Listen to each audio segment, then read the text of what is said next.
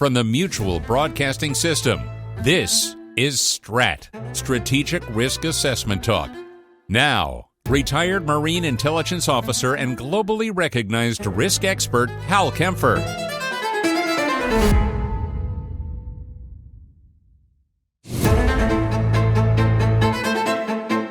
Welcome to STRAT, Strategic Risk Assessment Talk, and I'm going to talk about some things that kind of allude to what I've talked about before, but let's just say there's been a lot that's happened since the last time we've got into these subjects.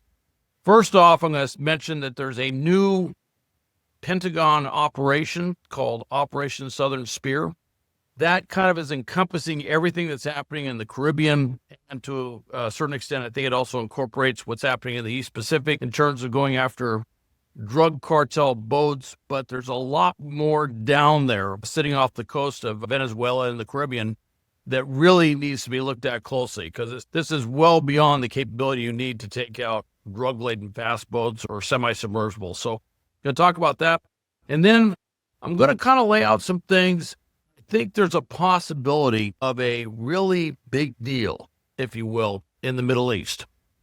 And I know there was a big thing down in Sharm el-Sheikh in Egypt with the Middle East Peace Conference and great hopes for this deal with Gaza. That seems to have somewhat stalled out to a large extent. And I think what's going on behind the scenes are some very interesting things. I'm going to connect some dots, if you will, to try and show what could happen. I'm not saying it's actually happens. And with anything dealing with the Middle East, the opportunity for everything to fall apart is always ever present. So I'm gonna get into that. But let's talk first about this thing that's happening in the Western Hemisphere. Secretary of War, Secretary of Defense, whatever you want to say, Secretary of War Pete Hegseth has formally announced the launch of a U.S. military operation to target what we call narco-terrorist cartels or narco-terrorists. And this is a pretty big buildup of total forces, although the ground forces side is rather limited, despite being very capable. They're Marines sitting on ship with a lot of things that they can do, but it's not an invasion force. This is not Desert Storm. This is not Operation Iraqi Freedom.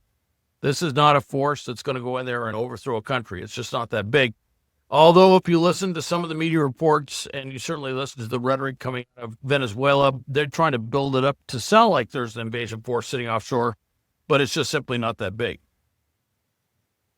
Now, the naming of Operation Southern Spear coincides with the USS Gerald R, our most advanced aircraft carrier. That task force rolling into the Caribbean. It is now in the Caribbean. It's not right off the shores of Venezuela, but it's in the region, and it can move there very quickly to get to strike positions, if you will. And it's a really rather extraordinary show of U.S. military force. Certainly in the Western Hemisphere, in the area of responsibility that's U.S. Southern Command, we just simply haven't seen something like that forever. It's been a very long time. A lot have said that we haven't seen a maritime or a naval presence like that since probably the Cuban Missile Crisis. That gives you an idea of how far back that goes within the hemisphere. So in that regard, it's pretty big, what we're seeing there, and we need to take that into consideration. Now, the Gerald R. Ford is a significant add to a significant presence that's already there. We have a Marine Expeditionary Unit, which is about 2,000 Marines. It's got a battalion, which is about 800 or so Marines in the ground forces. It's also got a composite air squadron with tilt rotor capability and with some other things. I don't recall if they have it. I think they do have, but I'm not sure if they have F-35s with the MU as well. But they have a lot of capability to do a lot of things. And so that's there. And of course, the logistics and the command and control element that goes with that. So that's there. And then there's the ships that go with it, the Amphibious Ready Group. And then the other part is that we have that carrier task force. And there's a lot of other associated ships out there that can launch missiles and do a number of other things that would make a big difference. So it is a very large task force that's down there. So far, what the U.S. has been doing is targeting drug boats, essentially. Fast boats, which are small boats, usually put a lot of bales of cocaine in them, and they have about 3 or 4 outboard engines, high-powered outboard engines, and they zip across the ocean as fast as they can. And for years, the problem has always been that they go faster than the Coast Guard ships or other ships that would go out to intercept them. So they would literally go so fast they couldn't be stopped. And that's a big problem.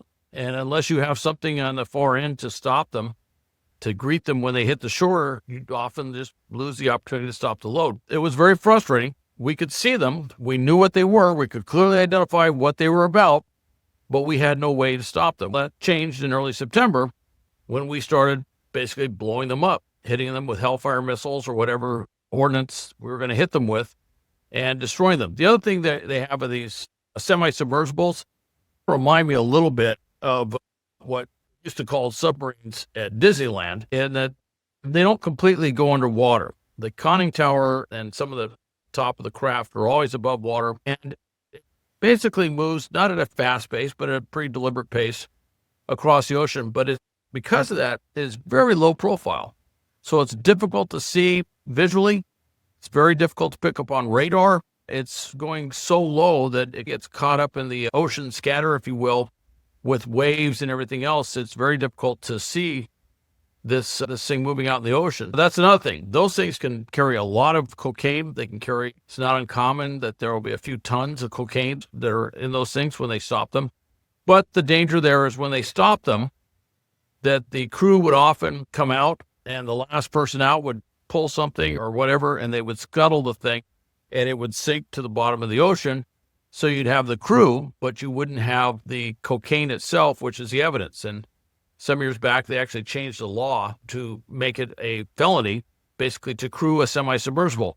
And that, I kind of want to point to that, is the assumption is that the only reason you would be in a semi-submersible on the ocean is if you were smuggling contraband, illegal drugs. So there was kind of a built-in assumption within that law. And it is the only purpose that we've ever seen that these things are actually out there. So we've been hitting those as well. We've been hitting them in the Caribbean, coming out of Venezuela, and we've been hitting them in the East Pacific. It appears so far the targeting methodology is that when the boat leaves territorial waters, and it's in international waters, and by definition, because of what the boat is, it is a stateless vessel. In other words, no country claims that as their ship, as their vessel afloat. It's a stateless vessel in international waters, and we see where it's tied to. It's obviously a drug trafficking vessel. We have designated the drug trafficking groups as narco-terrorists or terrorist groups, and we're doing the same thing with identified terrorists in the water that we've been doing on the ground in places like Iraq and Afghanistan and Syria, elsewhere around the world for many years. There was a lot of pushback on that.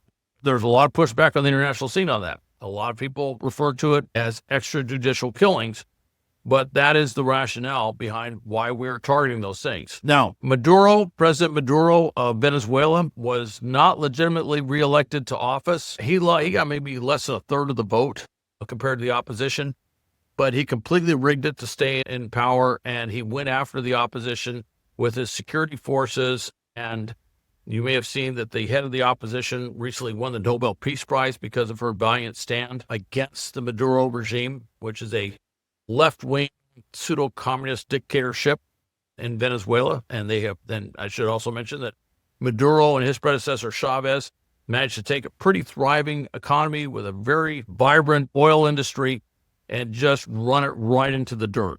And oil exports, oil production out of there is about a fourth or a fifth of what it was prior to those two back leaders, for lack of a better term, of Venezuela and all the damage that they've done in that country.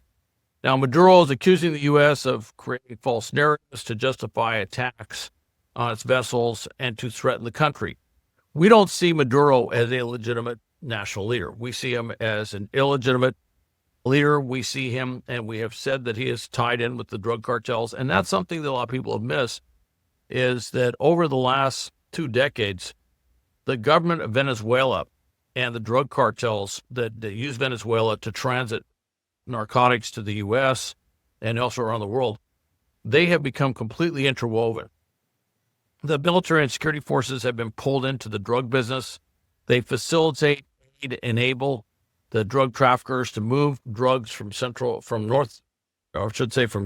the Andean coca production region to Venezuela, and then Venezuela basically just gives them a free hand to send those things out on fast boats or semi-submersibles, whatever, all over. Most of them go up to North America.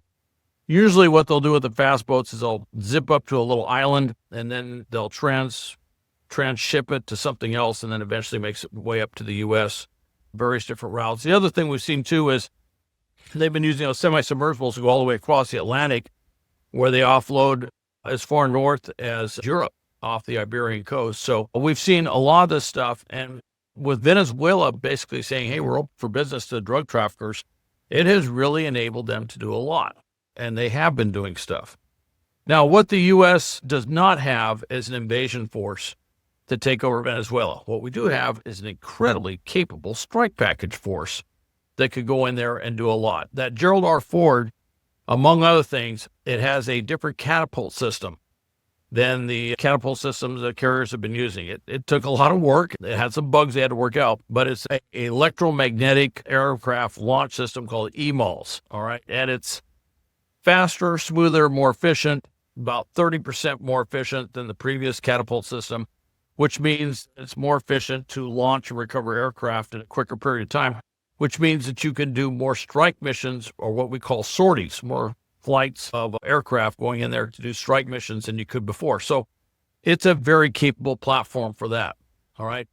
It also has advanced arresting gear, which enhances the ability to absorb and safely recover aircraft. So you got on both ends, the launch feature and the recovery feature. And it's got advanced weapons elevators, which use electromagnetic motors, which means that they can move the ammunition to arm the aircraft that much faster, quicker, and safer. And it's got about 70 plus aircraft on board. Now, right now, I haven't seen where this has F-35s on board. What I'm seeing right now is they have F-18s, F-18 Super Hornets, the latest group that's out there, very capable aircraft. And they've also got EA-18 G Growlers. And it's another way of saying that they can do electronic warfare while also doing strike missions, which could really have a huge effect on a place like Venezuela that is not set up to deal with this stuff like this. There's also an F-35 squadron that's sitting up at Roosevelt Roads in Puerto Rico, and they reopened the Navy airfield there, so it's also able to use other things like tankers and other types of aircraft that would enable this mission as well. So there's a lot going on, all right? So what's Venezuela going to do? Venezuela's kind of taking a page from the Viet Cong playbook, if you will. I'd say more closer to today would be what we saw in Iraq, where the military, they have this kind of the citizen militia, this militia force, if you will, of hundreds of thousands of Venezuelans. They're not well trained. They're not particularly capable, but there's a lot of them, and they arm them.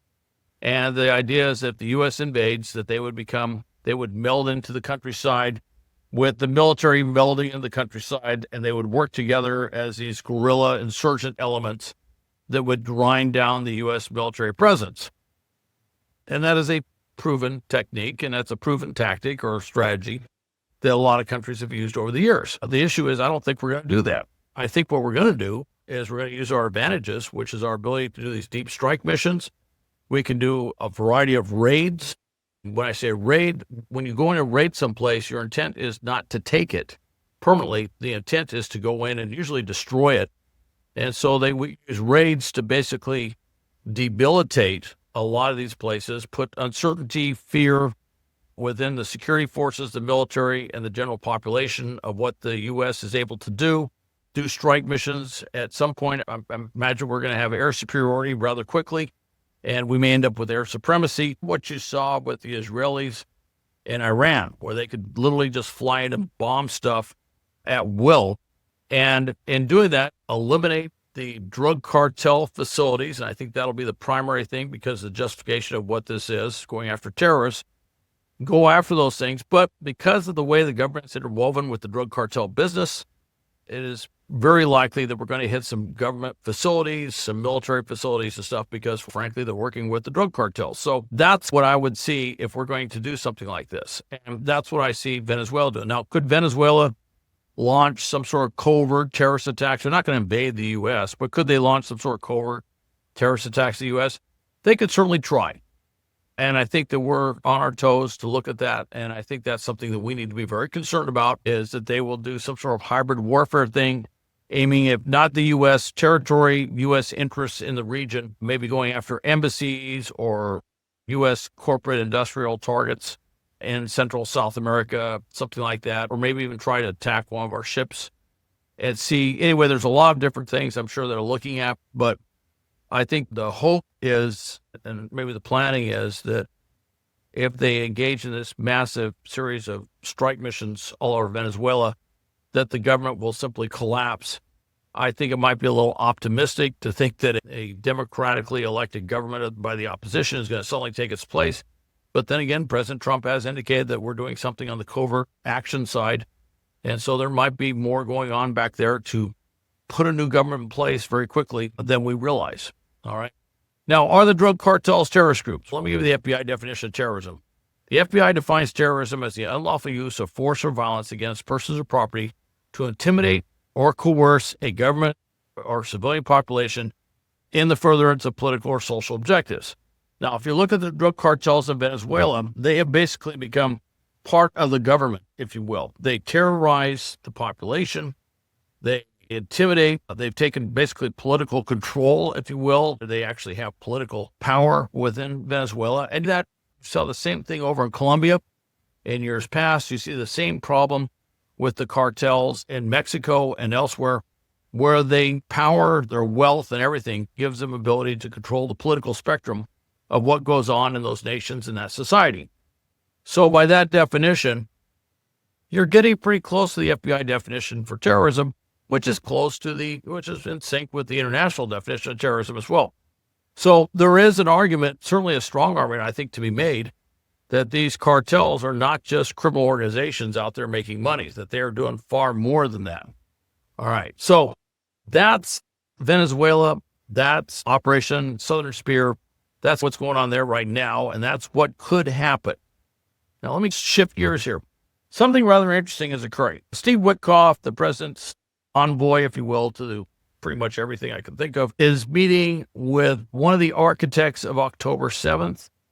He's Hamas leader Khalil al-Hayya, and they're going to talk about the ceasefire. And that should be coming up here very quickly. Hamas, a designated terrorist organization. He's definitely a terrorist. And the timing of the meeting is a little uncertain right now, but Hamas and the White House and others have not really commented that heavily on it, at least so far. I think you'll see more.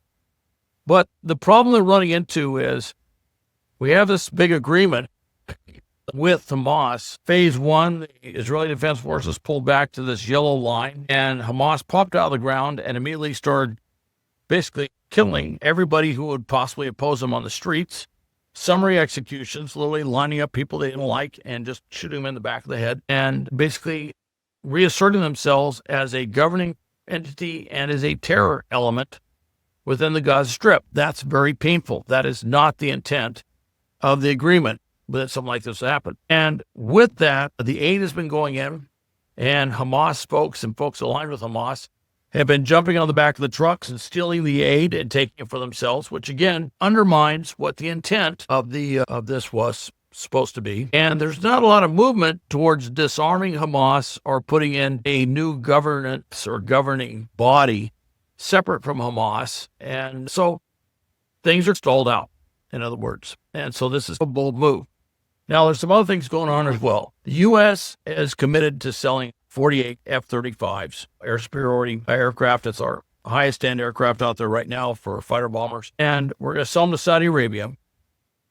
We have offered years back under the Biden administration to sell F-35s to the United Arab Emirates. That deal eventually fell through. But at that time, there was pressure by Israel on the U.S., and we said, hey, UAE, could you join the Abraham Accords? Could you normalize relations with Israel? And that would make it easier for us to sell you these F-35s. Now, that deal, UAE actually did end up normalizing relations. They joined the Abraham Accords. That deal for the F-35s didn't happen. But now Israel's asking the U.S., hey, can you condition this sell to Saudi Arabia? The problem that the Crown Prince and the government of Saudi Arabia has with normalizing relations with Israel which was something that was probably going to happen before the October 7th attacks.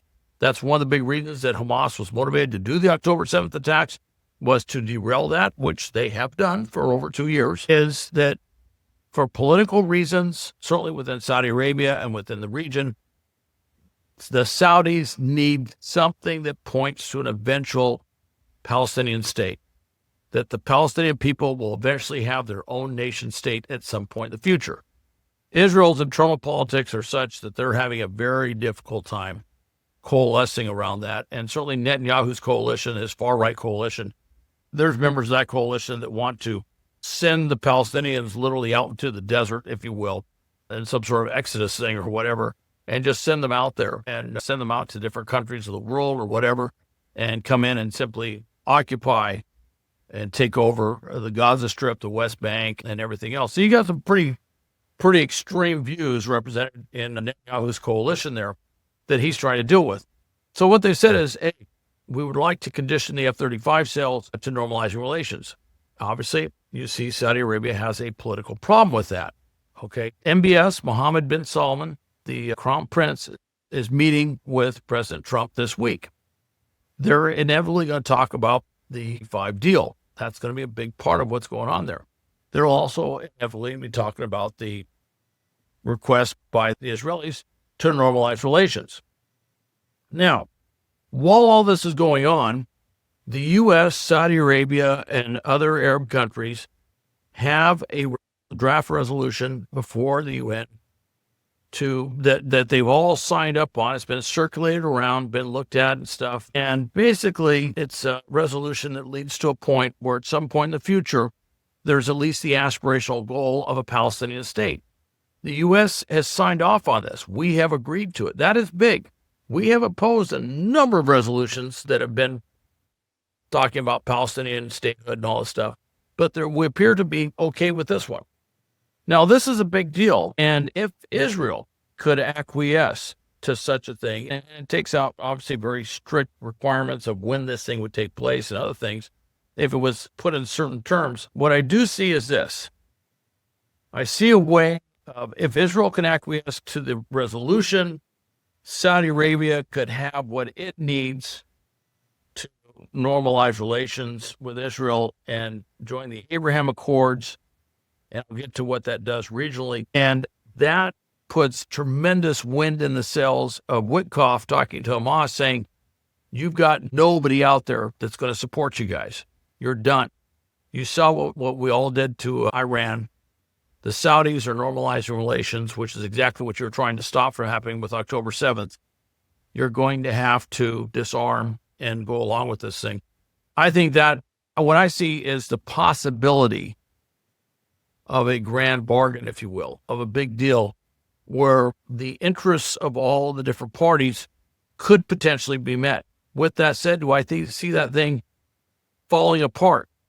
You bet. Now, this is going up to the UN Security Council, and they're hoping for swift adoption of this thing, but it's got 8 countries with the United States. They're doing this. It is something that I think would be, if it works, if the Israelis could either nod to it or at least not vote against it or whatever, if they were to do this, I think it could lead to something. I also think that 48-5s going to Saudi Arabia could really change the strategic math in the Middle East. What Israel's concerned about is they have a qualitative military advantage over all the other countries out there. With those 5s going to Saudi Arabia and stuff, Israel's qualitative advantage shifts because these countries have weapons that are commensurate with what Israel has. It's best stuff. However, if relations are normalized, what this does is it would put Israel with the Gulf states to contain the radical Shiite mullahs in Iran, and that it would be a huge shift in relations. All right. Anyway, that could be the grand deal. Those are 2 things I want to talk about today. It's a bold move. Will it work? I don't know. But I just wanted to explain the different components and try to connect the dots to see how this might all fit together. Could members of Netanyahu's coalition shoot this down and put so much pressure on Netanyahu that they absolutely come out of opposition to the resolution? You bet. That could easily happen as well, and there's certainly precedents to point to on that. But if they could put this together, I think all the parties involved could get enough of what they need to get that next step. And I think that's what could eventually bring a genuine push towards a peace deal, a substantive peace deal within the Gaza Strip, and maybe a peace deal that incorporates all the Middle East, with the exception of Iran. That's a separate issue. All right. Thanks for listening to STRAT. Please go to stratpodcast.com. You can also go to my YouTube channel, Hal Kempfer TV. There's a STRAT Podcast YouTube channel as well. You can always go to my corporate website at www.gripsa, Global Risk Intelligence and Planning, and then I have SA on it, which is short for situational awareness, but gripsa.com. And thanks again, and I hope you listen to the next one.